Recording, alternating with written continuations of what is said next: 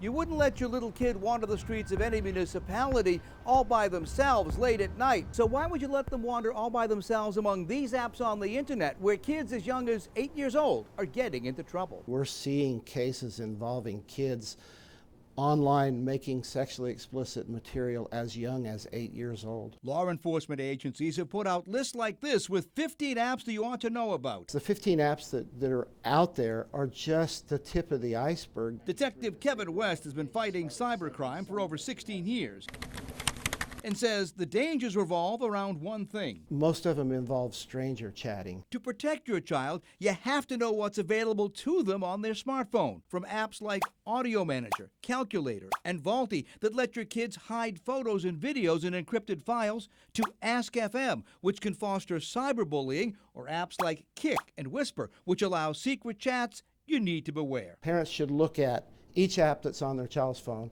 and figure out what that app is. Do you police your kids' apps at all? Do you make sure that when you look at their phones? My 12-year-old, yes. My 16-year-old, not so much, no. 8 to 15 is probably that peak age where parents need to be watching their children closely. I have a 16-year-old, so we have a timer, so she's only allowed on her phone for 2 hours a day. And actually, we can shut off the apps, so she can't even get on her apps. Detective West says there's no one app that every kid is using. It varies from school to school and from peer group to peer group. So you need to check your kid's phone often for dangerous apps. If you see those apps on your kid's phone, you should have an immediate conversation with them about how they're using the app. He says you should never just give your kid a phone and then never look at it again, because you're asking for trouble.